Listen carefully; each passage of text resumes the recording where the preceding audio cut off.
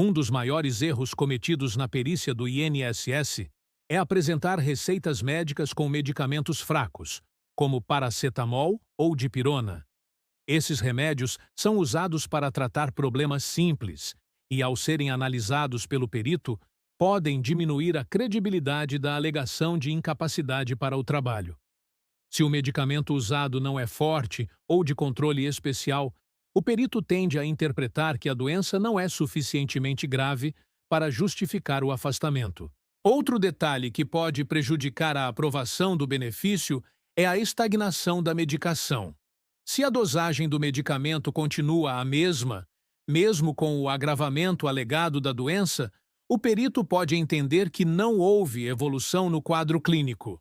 A progressão da doença é esperada quando se busca demonstrar incapacidade, e a ausência dessa evolução no tratamento pode ser interpretada como falta de gravidade da enfermidade.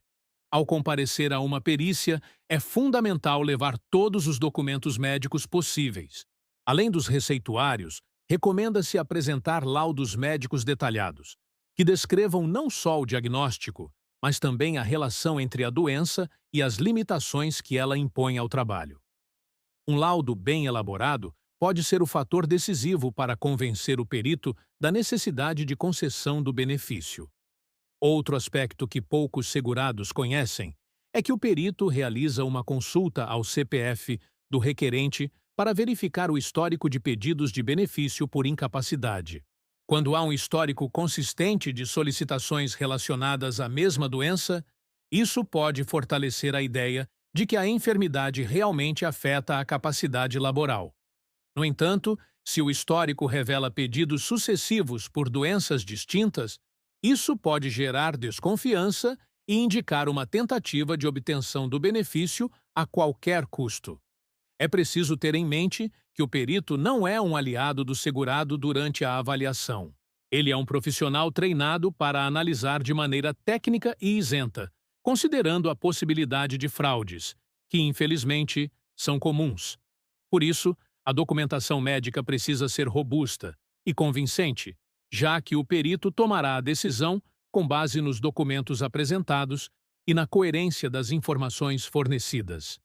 Durante a perícia, o segurado deve ser claro e objetivo ao explicar como a doença impacta diretamente o exercício da sua atividade profissional. Não adianta apenas relatar que sente dores ou desconforto. É necessário contextualizar como essas limitações prejudicam tarefas específicas do trabalho. Por exemplo, um auxiliar de serviços gerais com problemas nos ombros pode explicar que não consegue mais levantar objetos ou limpar janelas devido às dores intensas. A preparação para a perícia deve incluir também atenção ao comportamento antes mesmo de ser chamado pelo perito. Desde a entrada na agência do INSS ou no local da perícia judicial, o segurado já está sendo observado. Comportamentos incompatíveis com a alegação de incapacidade, como chegar dirigindo um carro, se a doença alegada envolve labirintite severa, podem comprometer a avaliação. Por isso, se a doença relatada envolve tonturas, convulsões, fortes dores nas pernas ou outros sintomas incapacitantes, é importante que o comportamento no local da perícia esteja em consonância com o quadro descrito. Cada movimento observado pode reforçar ou enfraquecer a impressão do perito sobre a veracidade da incapacidade alegada.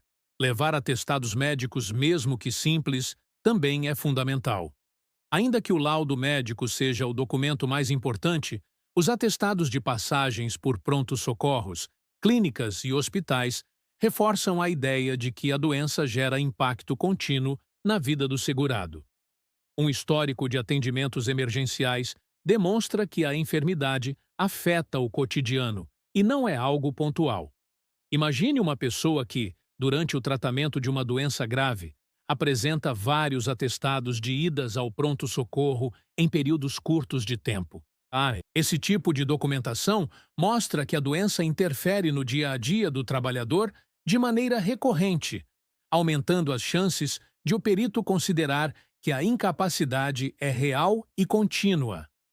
O laudo médico deve conter informações específicas sobre como a doença limita o exercício profissional.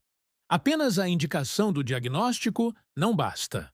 O laudo ideal descreve, por exemplo, que o paciente portador de hérnia de disco apresenta limitação grave de movimentos, impedindo atividades como carregar peso, permanecer sentado por longos períodos ou dirigir veículos, atividades essas essenciais para a função exercida. Outro cuidado importante é com as medicações utilizadas. Se o tratamento prescrito não evolui para medicamentos mais fortes ou controlados, isso pode ser interpretado como ausência de agravamento da doença. Portanto, é essencial que o histórico médico demonstre coerência com o quadro clínico alegado. Vale lembrar que a experiência do perito com fraudes influencia a maneira como ele analisa os pedidos.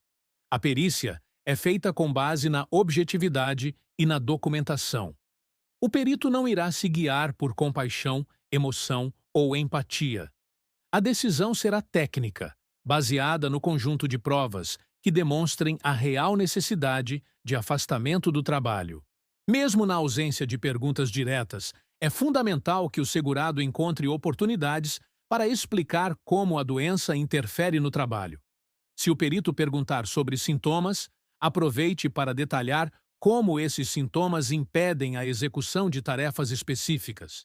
Por exemplo, alguém que trabalha em supermercado pode explicar que as dores impedem de empurrar carrinhos pesados ou reabastecer prateleiras. Evitar contradições é outro ponto essencial. Se a pessoa alega limitações severas, mas é vista caminhando normalmente ou subindo escadas sem dificuldade no local da perícia, o perito pode desconfiar da veracidade das informações. Assim, é fundamental agir de maneira condizente com a condição alegada durante todo o processo. Outro ponto relevante é que a documentação médica deve estar atualizada. Laudos muito antigos, sem comprovação de evolução do quadro ou sem acompanhamento médico regular, têm menor peso na decisão. Sempre que possível, apresente relatórios recentes, de no máximo 6 meses, que atestem a continuidade da incapacidade. A falta de acompanhamento médico regular também pode ser interpretada como um indicativo de que a doença não é tão incapacitante. Portanto, manter consultas periódicas com médicos especialistas e reunir os registros dessas consultas é fundamental para fortalecer o pedido de benefício. Além disso, o histórico de exames complementares pode ser muito útil. Exames de imagem, como ressonâncias magnéticas, tomografias e radiografias, ajudam a demonstrar objetivamente a existência de problemas físicos que podem justificar a incapacidade. Outro elemento que pode reforçar o pedido é o uso contínuo de terapias, como fisioterapia ou psicoterapia, dependendo da natureza da doença. A adesão a tratamentos complementares demonstra que o segurado está empenhado em melhorar sua condição, o que também conta positivamente na análise do perito. O relato de colegas de trabalho ou superiores também pode ser utilizado, em casos judiciais, como prova adicional das dificuldades enfrentadas no ambiente de trabalho.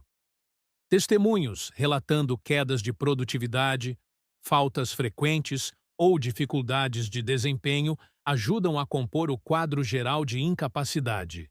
Finalmente, é sempre bom lembrar que o comportamento do segurado durante a perícia deve ser calmo, objetivo e respeitoso.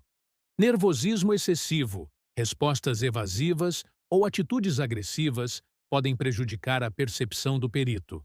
A serenidade na exposição dos fatos e a clareza nas respostas são fatores que aumentam a credibilidade do relato.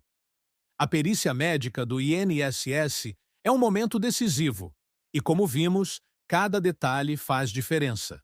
Documentação consistente, comportamento adequado, relatos coerentes e comprovação de tratamento contínuo são elementos fundamentais para conquistar o benefício por incapacidade.